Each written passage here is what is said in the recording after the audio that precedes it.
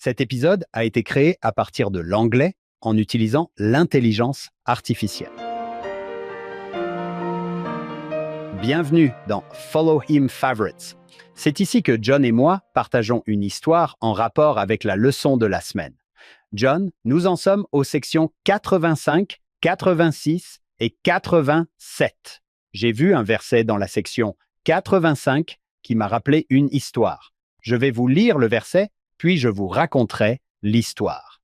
Il s'agit en fait des versets 1 et 2, où le Seigneur dit « Je veux qu'on tienne un registre de tous les gens consacrés.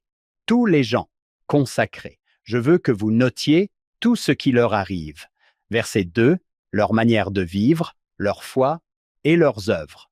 Eh bien, cela m'a fait penser à cette histoire. Elle vient de Quentin L. Cook. Il raconte qu'à l'âge de 25 ans, il a assisté à 2 funérailles consécutives. Je voudrais que vous écoutiez cela. Il a dit « J'avais 25 ans. Je venais d'obtenir mon diplôme de la faculté de droit de Stanford. John, c'est énorme. » Il a dit « Je venais de commencer à travailler dans un cabinet d'avocats. Je passais mes journées avec des gens très instruits qui avaient accumulé d'importants biens matériels. » Je ne sais pas si je fais partie de cette catégorie, John, celle des gens qui ont accumulé d'importants biens matériels. Considérable. J'ai un jet privé, mais il est long comme ça et il y a écrit Mattel en bas à droite. Ils volent tous les jours autour de mon bureau. Il dit qu'ils étaient dans l'ensemble gentils, aimables et séduisants. Il dit que les membres de l'Église avec lesquels il était en contact étaient beaucoup plus diversifiés. Très peu d'entre eux avaient des richesses matérielles. C'étaient aussi des gens merveilleux qui avaient un sens à leur vie. Il dit que c'est à ce moment-là qu'il a eu 2 funérailles, coup sur coup. L'un était un homme qu'il appelle dans son récit, dans le numéro de mars 2017 de Lansing, je crois qu'il appelle le premier homme riche et l'autre fidèle. Il dit que ces 2 funérailles sont gravées dans son esprit parce qu'elles ont clarifié, je pense, pour le jeune homme qu'il était, l'importance des choix qui s'offrent à nous.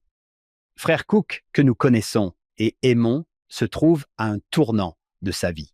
Ces 2 funérailles ont fait la différence.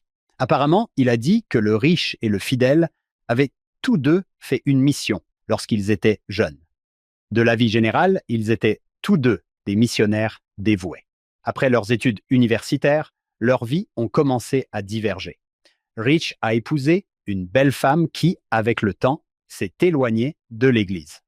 Faithful a épousé une femme tout aussi belle qui était très active dans l'Église.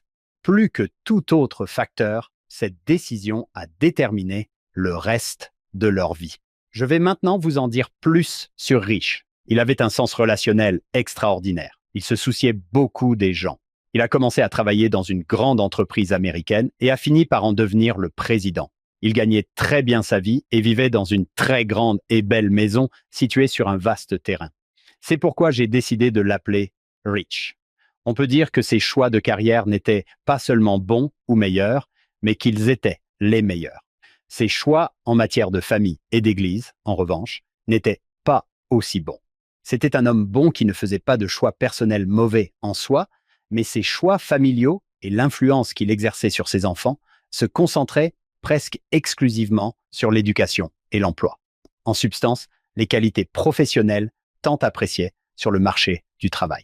Ses fils ont embrassé d'excellentes carrières. Cependant, ils ne sont pas restés actifs au sein de l'Église. Ils ont tous épousé des femmes qui n'étaient pas membres. Je ne connais pas tous les détails concernant ses fils, mais dans chaque cas, ces mariages se sont soldés par un divorce. Rich et sa femme sont devenus moins actifs. Ils se consacraient principalement à des activités sociales et communautaires de haut niveau. Il s'est toujours considéré comme membre de l'Église et était fier de sa mission, mais il ne fréquentait pas l'Église.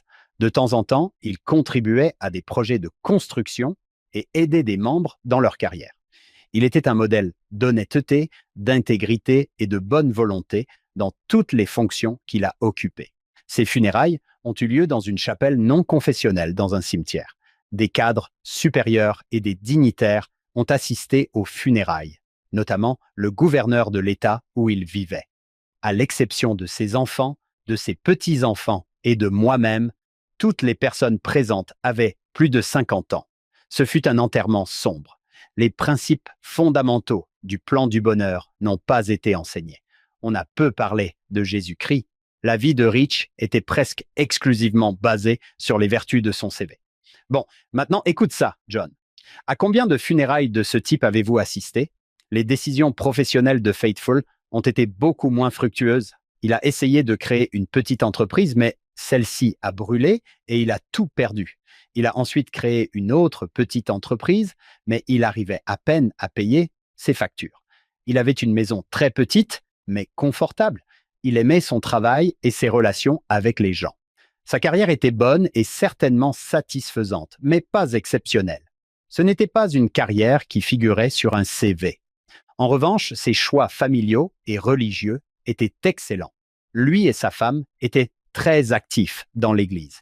Il servait selon ses appels, souvent comme instructeur, allait souvent au temple et était un détenteur de la prêtrise fidèle. Il avait des relations merveilleuses, en particulier avec sa grande famille et ses nombreux petits-enfants. Ils étaient tous bien éduqués, mais ils mettaient surtout l'accent sur le fait de mener une vie chrétienne. À la retraite, lui et sa femme ont fait une mission ensemble. Malgré les épreuves qu'il a traversées, notamment la mort d'un fils pendant la Seconde Guerre mondiale, il a trouvé satisfaction et joie tout au long de sa vie, grâce au but et au sens que lui donnait sa famille et l'évangile de Jésus-Christ. Maintenant, écoutez ceci, John. Ses funérailles, dans la maison de réunion de la paroisse, ont été nombreuses et joyeuses.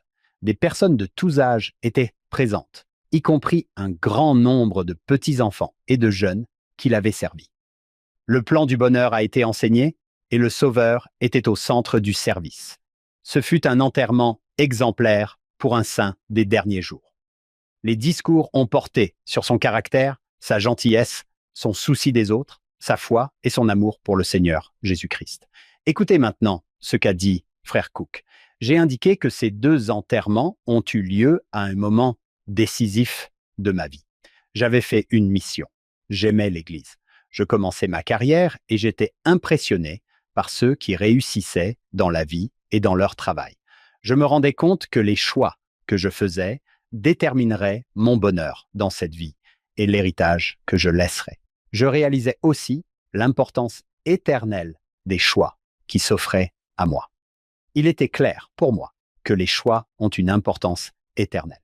Ce qui m'a le plus marqué dans la vie que je viens de décrire, c'est que j'ai compris que tout le monde peut faire les choix les plus importants, quels que soient ses talents, ses capacités, ses opportunités ou sa situation économique. J'ai compris que pour moi, mes futurs enfants et toutes les personnes sur lesquelles j'aurais une influence, il était essentiel de donner la priorité au Sauveur, à ma famille et à l'Église.